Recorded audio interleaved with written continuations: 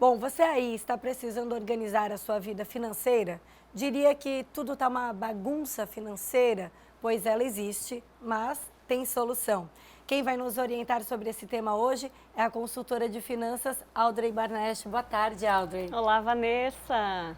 A gente pode dizer que temos um país de endividados, muita gente nessa situação? A gente tem uma situação que precisa colocar a mão, né? Porque realmente 77% da população está com endividamento e precisa, né, reagir quanto a isso. Não podemos ficar olhando para essa situação. Quando que a gente identifica um cenário de bagunça financeira? Bagunça financeira é quando a gente só trabalha para pagar conta. Então aí você possivelmente não está sobrando dinheiro. E essa é uma realidade, né, de todas as pessoas. E talvez a gente também nem aprendeu diferente, mas a pandemia, ela trouxe para a gente, nos mostrou que a gente precisa se organizar. Que ter uma reserva financeira é muito importante nos momentos que a gente tem, vamos lá, os seus intempéries, né, na nossa vida. Todo mundo tem na sua vida pessoal. Tem uma pesquisa americana que diz que 78% das famílias têm alguma crise financeira. Isso a gente não está contando nem de crise no mundo. Então, a gente precisa olhar com atenção para as nossas finanças e, Vanessa, dialogar sobre dinheiro. A gente não tem o hábito de falar de dinheiro. Parece que quando a gente fala, você está dizendo para outras pessoas ou que você não tem, ou que você tem demais. E falar sobre dinheiro é muito necessário, né, Audrey? Existe no Brasil, não só no Brasil, né, mas o Brasil é muito forte isso. A gente aprende muito a trabalhar, né, a se esforçar, levantar cedo, dormir tarde, mas não a cuidar do dinheiro, por aquele do qual a gente trabalha. Então, a organização vem quando eu começo a olhar para a minha vida financeira, para o meu orçamento e ter uma consciência, até uma indignação. Precisa sobrar um pouco de dinheiro. Eu não posso só trabalhar para pagar conta. Existe até uma brincadeira, né, que a gente fala, trabalhando para pagar boletos, mas não é, então, bem assim. Quando a gente está só pagando boleto, como você disse, estamos com uma bagunça financeira. Tem solução? Como que a gente começa do zero a organizar as finanças? A primeira coisa que nós temos que fazer quando nós vamos organizar a vida financeira é gastar menos do que a gente ganha. E para isso, para sobrar dinheiro, claro, talvez num primeiro momento vai ter que olhar para as contas e ajustar. O que dá para cortar, ou onde eu posso ganhar mais, ou o que de extra eu posso fazer, para ter um equilíbrio.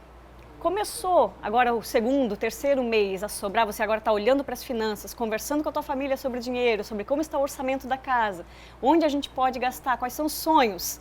Aí agora veio, vamos lá, o seu salário do mês, o seu prolabore, o que a gente faz? Ou que deveria começar a fazer? A primeira coisa é separar um valor do investimento. Separar um valor para guardar, né? Vamos falar assim, para poupar num primeiro momento. E aí depois a gente vai evoluindo e aí pode, claro, investir melhor, multiplicar, que é um outro passo à frente, né? A gente precisa de muito dinheiro para investir? Hoje é possível investir a partir de R$50.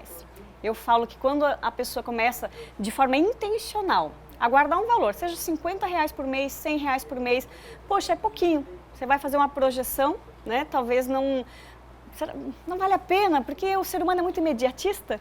E a gente tem muitas crenças, né, que nem a gente estava falando de não conversar, então não dialoga, não busca melhores alternativas, mas hoje o sistema financeiro nos permite, né, você guardar de forma automática, então é bom, que aí você não passa pela sua visão, e quando você vê, puxa, que legal, eu já tenho esse valor. Então comece a partir de R$50. E quem guarda todo mês um valor é muito interessante, a neurociência explica que você começou a guardar, nunca guardou.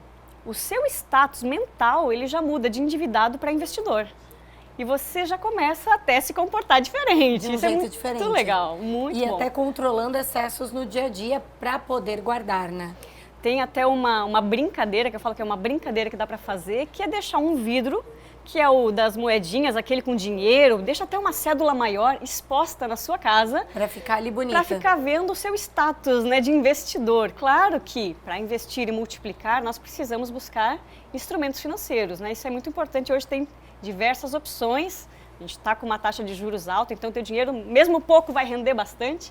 Mas isso é algo muito legal que mexe, né, com o nosso subconsciente. A gente conversava antes dessa entrevista, nos bastidores, de que existem projeções, por exemplo, né, que se eu aplicar R$200 por mês, até os 65 anos, né? Aos 20 eu já vou ter mais de 860 mil, é isso? Isso. Aos 30, 395 mil, acho que é 86 mil ali. Depois vai aumentando, né?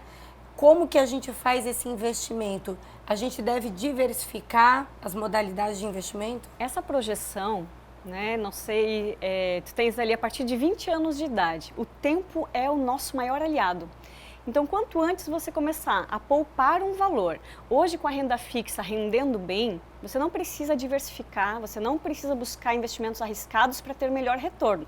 A própria renda fixa vai te ajudar com isso.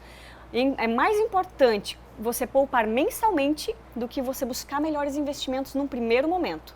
Então, fica a dica aqui, vamos fazer o seguinte, se eu estou com 20 anos, começa a poupar.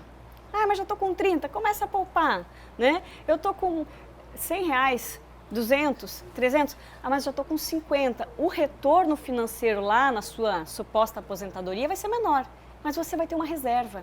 Eu conheço uma pessoa, desculpa, a pessoa tem 50 anos e ela falou assim, mas já estou com 50, com 60 ela me procurou e falou, puxa, por que eu não comecei há 10 anos atrás? Porque né? ela já viu que é possível, né? Que é possível. Agora, para começar do zero, né, fazendo esse investimento, esse dinheiro, precisa entender um pouco de investimentos. Quem tem dúvida pode consultar alguém especialista, é mais indicado, ou dá para ir lá no site do Tesouro Nacional, tentar fazer sozinho? Vanessa, num primeiro momento eu gosto de simplificar. Procure a sua cooperativa, procure, né, onde você tem conta no seu banco, para que você primeiro guarde o dinheiro, né? Não precisa ser um especialista. Eu mesmo tenho nas próprias redes sociais, né, no Instagram, YouTube, dou dicas gratuitas. Então as pessoas podem hoje ter acesso a boas informações sem pagar nada, até juntar um volume maior. Porque às vezes as pessoas querem aprender sobre investimento, mas quando você tem para guardar, não tem nada ainda. Então guarda primeiro, começa primeiro, né? Então assim, eu estou estudando, eu tinha uma pessoa, né, uma amiga, eu estou estudando, Deus disse, gente, você não precisa estudar, começa, né? E já estava 7 anos estudando, então imagina esse dinheiro em 7 anos, o quanto não iria render, né? Certamente, tem que começar, dar o primeiro passo. Tem que começar. Guardar dinheiro, então acho que é a palavra-chave, né? Ajustar o orçamento e uma coisa muito importante que eu gosto muito de ensinar. Tenha um propósito para esse dinheiro. Porque guardar por guardar, a gente vai usar ele. Eu falo assim, quem guarda sem propósito, vai gastar sem propósito. Então tenha um sonho, um objetivo em comum, né? Para quem é sozinho, faça o seu sonho, o seu planejamento. Para quem é casado, converse, dialogue. Qual é o próximo sonho que a gente vai realizar?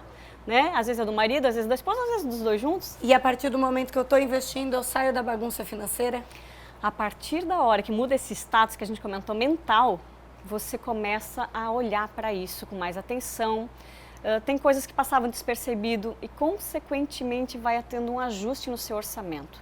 Então, assim, é comprovado que quem começa a guardar um dinheiro tende a ter, né, o orçamento mais ajustado. Então, claro, porque assim, anotar em planilha, anotar os gastos, não vai mudar a realidade, não vai arrumar a tua vida financeira. Porque é como se fosse um retrovisor, tá olhando para trás. Isso já passou, esses gastos já passaram. Então, para fazer um bom orçamento, pega agora, nós estamos aqui começando agosto, vamos falar assim, né? Terminando julho. E quais são os gastos que eu tenho até dezembro?